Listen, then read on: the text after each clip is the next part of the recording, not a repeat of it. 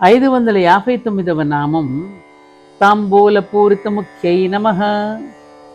ఈ తాంబూలపూరితముఖి అనే నామం నుండి నిఖిలేశ్వరి అనే నామం వరకు ధ్యానంలో భావన చేసుకునేందుకు అమ్మవారి మరికొన్ని లక్షణాలను మళ్ళీ చెప్పడం జరుగుతోంది. ఇంతకు పూర్వం ఈ నామం యొక్క విశేషం కర్పూర వీటిక మోద సమాకర్ష దిగంతర అనే నామం 26వ నామం అనుకుంటాను. ఆ నామంలో కూడా మనం చెప్పుకోవడం జరిగింది. తాంబూల చర్వణం కేవలం పెదవులు ఎర్రగా ఉన్నాయి చూడండి అని చెప్పడం కోసం వేసే కృత్రిమ రసాయనపు పూతలు, అంటే పెదవుల రంగు లిప్స్టిక్ లాంటిది కాదు. పెదవుల రంగు వల్ల పెదవుల చర్మం దెబ్బతినే అవకాశం కూడా ఉంటుంది, ఏది లిప్స్టిక్ లాంటివి కనుక వాడటం వల్ల. కానీ తాంబూల చర్మం వలన చాలా లాభాలు ఉన్నాయి. ఏమిటి? జీర్ణశక్తి పెరుగుతుంది. అందుకని బాలింతరాలకి తప్పకుండా తాంబూల చర్మణం చేయించేవారు. సున్నం ఘాటుకి సూక్ష్మజీవులకు కారకమయ్యే మలిన దుర్గంధాలు కూడా నశిస్తాయి. చుట్టుపక్కల చక్కని పరిమళం వెదజల్లబడి ఆ చుట్టూ ఉన్న వ్యక్తులకు, ఆ పరిసరాలకు కూడా ఆహ్లాదాన్ని కూడా చేకూరుస్తూ ఉంటుంది. దంతాలకు చెవులకు గట్టితనాన్ని కూడా ఇస్తుంది. అనురాగ సంకేతమైన అరుణారుణ కాంతుల్ని ప్రసారం చేస్తుంది. మన సినిమాల్లో చూపిస్తారు మీరు, 5 వేళకి ఆకులు దగ్గరించి ఒక్కొక్కటి చిలకలు అందిస్తూ ఉంటారు. అది అనురాగ సంకేతం, అంటే భార్యాభర్తల మధ్య అనురాగ సంకేతమైనటువంటి అరుణారుణ కాంతుల్ని కూడా ప్రసారం చేస్తుంది. ఆకర్షణను, అందాన్ని కూడా చేకూరుస్తుంది. ఏది? ఈ తాంబూల చర్వణం. తాంబూలము చేత నిండి పండిన ముఖము కలది అని ఈ నామానికి అర్థం. తాళ్ళూరు రాఘవనారాయణ శాస్త్రి గారు ఉపాయం చెప్పారు. ఆయన అద్భుతమైనటువంటి అమ్మవారి ఉపాసకుడు. రాధిక మనం చాలాసార్లు చేశాం కూడా. పౌర్ణమి రోజున పైన మిద్దె మీదకి వెళ్ళి ఒక తాంబూలంలో పాలు పోసి మనం తాంబూలం వేసుకుంటూ, తాంబూలం నములుతూ, ఆ పాలల్లో పైన ఉన్న చంద్రుని చూస్తూ లలితా సహస్రనామాన్ని కనుక చదివితే అనుకున్న నెరవేరుతాయని ఆ మహానుభావులు చెప్పేవారు. అలా చాలామంది చేసి ప్రయోజనాన్ని కూడా పొందారు. వెన్నెల్లో పౌర్ణమి నాడు పాలల్లో చంద్రుని చూస్తూ తాంబూల చర్వణం చేస్తూ లలితా సహస్రనామం కనుక పఠిస్తే అమ్మవారి యొక్క అనుగ్రహం లభిస్తుందని తాళ్ళూరు రాఘవనారాయణ శాస్త్రి గారిని మహానుభావుడు భగవంతుడిని దర్శించుకుని రాజరాజేశ్వరీదేవి యొక్క ఉపాసనా బలంతో ఎన్నో సాధించినవాడు. కంచి పరమాచార్య పిలిపించుకున్నారు ఆయన్ని, తన సన్నిధానాన్ని. అంత గొప్ప మహానుభావుడు చెప్పిన మాట.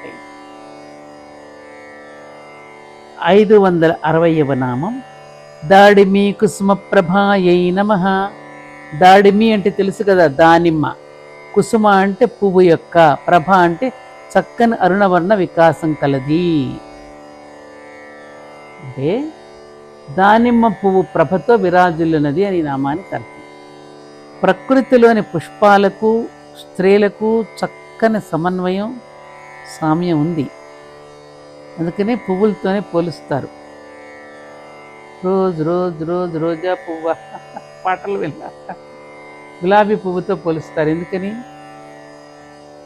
సుకుమార సౌమ్య గుణాలకు, పరిమళానికి, సౌందర్యానికి, మాధుర్యానికి, అలాగే వంశాభివృద్ధికి, ఆరాధనకు, అర్చనకు, అనురాగానికి, అలాగే వికాసానికి, ఇలా ఎన్నో గుణాల్లో పుష్పాలకు స్త్రీలకు సామ్యం ఉంది. అయితే మళ్ళీ ఒక్కొక్క పుష్పానికి ఒక్కొక్క ప్రత్యేకత ఉంది. దాడిమి పుష్పం చాలా రమణీయంగా అరుణారుణ వర్ణంతో శోభాయమానంగా ఉంటుంది.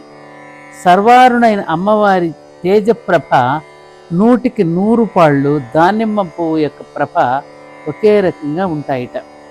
ఈ పువ్వు ఇచ్చే పళ్ళు నిండుగా దృఢంగా ఉండి వాటిలోని బీజాలు ఏవైతే ఉన్నాయి, గింజలు, చక్కని ఆరోగ్యాన్ని, పళ్ళు అంటే టీత్ చిగుళ్లకు గట్టిదనాన్ని, ఆ లోపల కూడా దానిమ్మ గింజలు మన పళ్ళలాగానే చక్కగా వరుసగా ఎంత అందంగా గాడ్స్ క్రియేట్ చేశారు.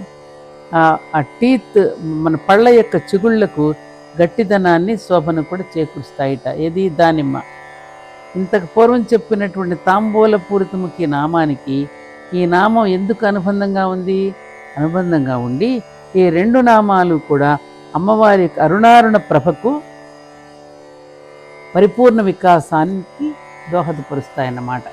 కాబట్టి దానిమ్మ పువ్వు యొక్క ప్రభతో విరాజులున్నది దాడిమి కుసుమ ప్రభ. ఎంత చక్కటి నామం. శ్రీమాత్రే నమః. 561వ నామం మృగాక్షై నమః. మృగం అంటే లేడీ, అక్షి అంటే కన్నుల వంటి కన్నులు కలది, అంటే లేడీ వంటి కన్నులు కలది అని అర్థం. అంటే ఆడలేడి కన్నులకు ఉండే లక్షణాలు కల కళ్ళు కలది. అంటే అసలు మృగం అంటే జంతువు అనే అర్థమే కాకుండా ప్రత్యేకంగా లేడీ అనే అర్థం కూడా ఉంది. లేడీ అంటే ఇంగ్లీష్ లేడీ కాదు. లేడీ కన్నులు చైతన్యవంతంగాను, అంటే ఏమిటి, ఎవర్ యాక్టివ్గా, అలర్ట్గా అండ్ అటెంటివ్గా ఉంటాం అన్నమాట. చైతన్యవంతంగాను, అలాగే విశాలంగాను, అందంగాను, ఆకర్షణీయంగా కూడా, అంతేకాదు అమాయకంగా కూడా ఒక విధమైన జాగృతి లక్షణంతో ఉంటాయి. అంటే ముగ్ధత్వం అంటారే అది. ఈ లక్షణాలన్నీ అమ్మవారి కళ్ళకు ఉంటాయిట. మృగం అంటే వెతకడం అనే అర్థం కూడా ఉంది. అక్షి అంటే కన్ను అని తెలుసు కదా మనకి. అక్షి అంటే కన్ను కాబట్టి మృగాక్షి అంటే వెతుకుతూ ఉండే కన్నులు కలది. దేని వెతుకుతోంది? ఈ వెతకడానికి ఎన్నో అర్థాలు చెప్పుకోవచ్చు. ఒకటి ఏంటంటే ఆపదలో ఉన్న తన బిడ్డలైన జీవులను కాపాడడం కోసం వెతికే కళ్ళు అనవచ్చు. రెండవదేంటి, తనను పూర్తిగా నమ్మి శరణాగతులే ఆరాధించే భక్తుల్ని వెతికే కళ్ళు కావచ్చుగా. మూడవది, శిష్టులైన వారిని ఇబ్బంది పెట్టే దుష్టులను వెతికే కళ్ళు కావచ్చు. నాలుగవది, యావత్తు సృష్టిలోనూ సూక్ష్మాతి సూక్ష్మంగా అంతర్లీనంగా ఉండే సర్వాంతర్యామి ఈశ్వరుని వెతికే కళ్ళు కావచ్చు. ఎంత బాగుంది చూసావా? ఆపదలో ఉన్న తన బిడ్డలైనటువంటి జీవులను కాపాడటం కోసం వెతుకుతూ ఉంటాయి ఆ కళ్ళు. అలాగే తన మీద పూర్తిగా నమ్మకం పెట్టుకుని శరణాగతులై పూజించే భక్తుల్ని వెతికే కళ్ళు అమ్మవారి కళ్ళు. అంతేకాదు శిష్టులైనటువంటి వారిని, అంటే మంచి వాళ్ళని ఇబ్బంది పెట్టే దుర్మార్గులను వెతికే కళ్ళు కావచ్చు. అంతేకాదు సుమా, యావత్తు సృష్టిలో సూక్ష్మాతి సూక్ష్మంగా అంతర్లీనంగా ఉండే సర్వాంతర్యామి అయిన తన నాథుడైన ఈశ్వరుడిని వెతికే కళ్ళు కావచ్చు.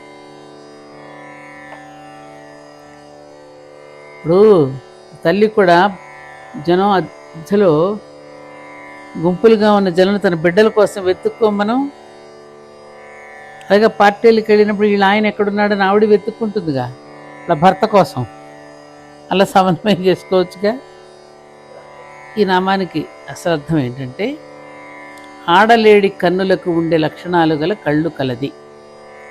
శిష్టులను రక్షించడానికి, దుష్టులను శిక్షించడానికి సృష్టిలోని సర్వాంతర్యామిని వెతుకుతూ ఉండి కళ్ళు కలది. అంతేకాదు ఇంకోటి కూడా చెప్పుకోవచ్చు మనం.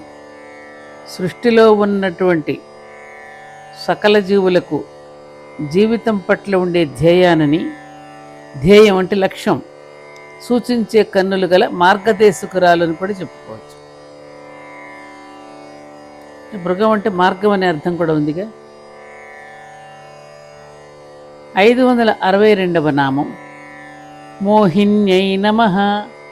మోహిని అంటే మోహము కలిగించున్నది. మోహం అంటే ఏమిటి? ఒకలాంటి భ్రమ. దాన్ని ఇంగ్లీష్లో కొంచెం గ్లామర్ అని కూడా అంటారు. అంటే జరగవలసిన సృష్టి కార్యానికి ఊరికే సహకరించమంటే జీవులు సహకరించరు. తమకేదైనా ప్రతిఫలం దక్కితే గాని సృష్టి కార్యానికి జీవులు సహకరించరని దేవుడికి తెలియదా? కాబట్టి దేవుడికి తెలుసు. అందువల్ల కామ పరితృప్తి ఎరవేసి జీవుల చేత తన సృష్టి కార్యాన్ని జరుపుకుంటున్నప్పుడు సృష్టి కార్య నిర్వహణలో కలిగే కామ పరితృప్తినే మోహము అంటారు. అలాగే అలాగే ఆకలికి రుచి మోహం అవుతుంది. అంటే ఏ పనిని మన చేత చేయించుకోవాలన్నా లంచంగా లేదంటే ఎరగా ఏదో పెట్టినట్లు అనిపింపజేయడాన్ని మోహ పెట్టడం అంటారు. ఇలా మోహపెట్టి తన పని చేయించుకునేది కాబట్టి అమ్మవారు మోహిని. మనం కూడా అంటాం కానీ రే ఇది పని చేస్తే నీకు పుణ్యం వస్తుందిరా, ఇది చేస్తే అది వస్తుందిరా, ఇది వస్తుందిరా అని పెట్టడం మనం అలా అనమాట. అంటే గడ్డి యొక్క రసాయన శాస్త్రం అంటే కెమిస్ట్రీ ఇది కనుక తెలిస్తే గొడ్డు దానిని తినకపోవచ్చు, పశువులు గడ్డి తినకపోవచ్చు. అందుకని ఆ గడ్డిని చూడంగానే అది నచ్చేసి తినేయాలన్న ఆకర్షణ గడ్డిలో గొడ్డుకు కనపడేలా చేస్తుంది అమ్మవారు. తవుడు కుడితి కూడా అలాంటివే. మనం వాటిని తినమన్నా తినం, తాగమన్నా తాగం. మనం తినాల్సిన వాటి మీదే మనకు మోహం కలుగజేస్తుంది. ఈ మోహం అవధులు దాటితే వ్యామోహానికి దారితీస్తుంది. అప్పుడు తినవలసినవి మితిమీరి తినడం, త్రాగవలసినవి మితిమీరి త్రాగడం, అవకరమైన రుచులతో వాటిని రకరకాలుగా భ్రష్టు పట్టించడం చేస్తూ ఉంటాంగా. మనం తాగకూడని దాన్ని కూడా తాగేటట్టుగా చేసుకుని భ్రష్టు పట్టించుకుని తాగడంలా ఇప్పుడు అవధులు దాటి అలా ప్రవర్తించడం వల్ల మన ఆరోగ్యాన్ని మనమే పాడు చేసుకుంటాం. చాలా మందిని చూస్తాను, కథల్లో చూస్తుంటాం, సినిమాల్లో చూస్తుంటాం. అర్ధరాత్రి ఏమిటి మగవాళ్ళందరూ తాగి వచ్చి అప్పటికప్పుడు అర్ధరాత్రి వచ్చి ఆమ్లెట్ వేయండి, ఆ ముక్క బట్రా ఈ ముక్క బట్రా అని వేధిస్తూ భార్యలను కొట్టేవాళ్ళని ఎంతమందిని చుట్టలా. అవధులు దాటినప్పుడు ప్రవర్తన అలా అయిపోతే కుటుంబాలు కూడా నాశనం అయిపోతాయి. అంటే కమలాక్ష నిషేవిత నామాలు చెప్పినట్టు అమృతాన్ని దేవదానవులకు పంచడానికి విష్ణుమూర్తి జగన్మోహిని రూపాన్ని దాల్చాడు కదా. ఆ రూపం దానవులను విపరీతమైన మోహంలో పడేసింది. తత్ఫలితంగా ఏమైంది? అమృతం అమరుల పాలైంది, దేవతల పాలైంది. మోహనం అంటే ఏదో మనకు దక్కుతుందని మనలను భ్రమపెట్టడం కాబట్టి మోహనం అంటే మాయ అని కూడా చెప్పుకోవచ్చు. ఎంతమంది మన దగ్గరకు వచ్చి మాయ మాటలు చెప్పి మోసాలు చేయడంలా. కాబట్టి ఈ మోహానికి బీజాక్షరం మాయా బీజం అని హ్రీం అవుతుంది. ఈ హ్రీంలో హకార రకార ఈంకారాలు ఉంటాయి. ఇవి వరుసగా నిశ్వాసాన్ని, నాదాన్ని, శక్తిని సూచిస్తాయన్నమాట. ఏంటంటే ఇక్కడ మనం తెలుసుకోవాల్సింది ప్రకృతిలో ఉండే శోభ, వైభవం, ఉత్తేజం, ఉత్సాహం ఇవన్నీ కూడా కలగజేస్తే మోహ వ్యామోహాలు, ఉద్వేగ ఉద్రేకాలు కలగజేస్తాయి. ఈశ్వరుడు జగత్తంతా నిండి ఉన్నప్పటికీ కూడా అది ఈశావాస్యమిదం సర్వం అని ఈశావాస ఉపనిషత్తు చెప్పినట్టుగా ఆ ఈశ్వరుడు కనపడకుండా పంచభూతాలే కనపడేటట్లు చేయడం కూడా అమ్మవారి మోహన ప్రక్రియ కిందకే వస్తుంది. అంతేగా తాను కనపడకుండా ఈ నాటకం అంతా ఆడిస్తున్నాడు తెర వెనుక ఉండి. మోహమును కలుగజేయనది అని నామానికి అర్థం.